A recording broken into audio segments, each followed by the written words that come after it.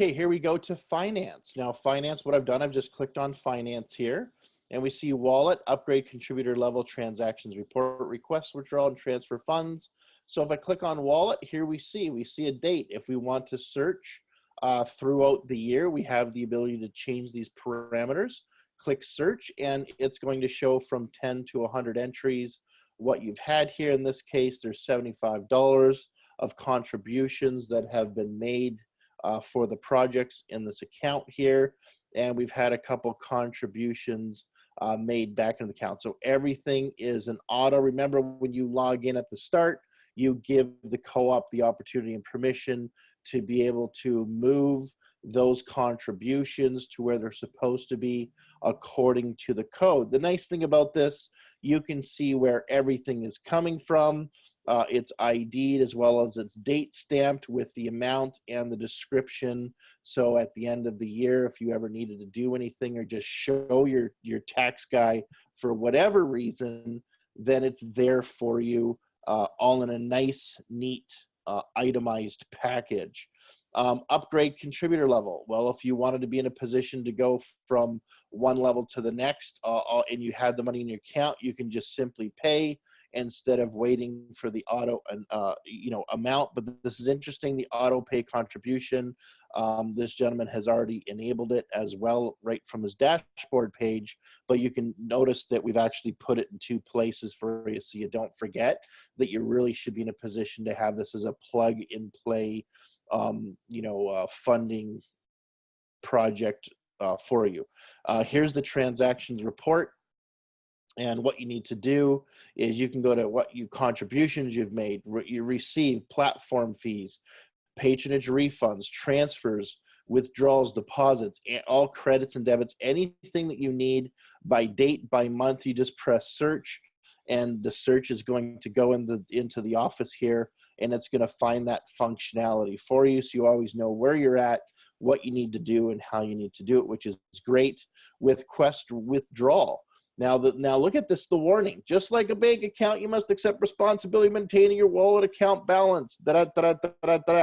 So what this simply means is this: there's thousands of people who've started to make contributions from CG already. There's hundreds and hundreds and hundreds of them that took out 10 or 15, 20 bucks to test out the fact that, yes, they got paid right away. So don't test this system to just test the system and then call customer service or query customer service with a support ticket saying, oh my gosh, how do I put more money back into my account? It is your responsibility, because in essence, just like a bank account, you're the bank now. So you need to have the responsibility of maintaining your wallet account balance based on what's happening, so that you always have enough in there. For me personally, I keep over $800 in my wallet at all times, because as I'm cycling through, and I cycle through a lot, I just want to make sure that I take any amount over 800, and I usually, siphon that off. But I always keep about $800 in my account, so that as I'm in the process of auto upgrading on all the different levels as we go through this, I never have to worry about being in a position to have people for one system of tiers moving through be in a position to move ahead of me. I don't have to worry about that. I've always contributed. Okay, so you would click I agree. And of course, here's the warning again, and it says what do you want to do? Now notice here in red it says register with your wallet method on your profile first. So you would click on your account, go into your profile at the very, very bottom of it, like we've already talked about, and you would put in whether it's your PayPal or whether it's your Google Pay.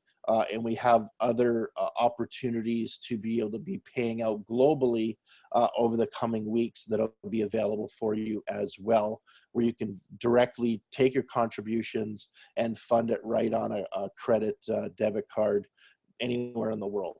Okay, so also notice there's a withdrawal fee processing request that's mandatory, and that goes to the processor for them moving and getting out all the funds to you, how they should do that. Okay, and then the last one is very simple, and it's And just like, here's the same disclaimer, if you're going to be in a position to pay it forward for someone, you have to make sure that you've got enough funds in here to ensure that you're going to be staying ahead of the other funders or contributors in your group.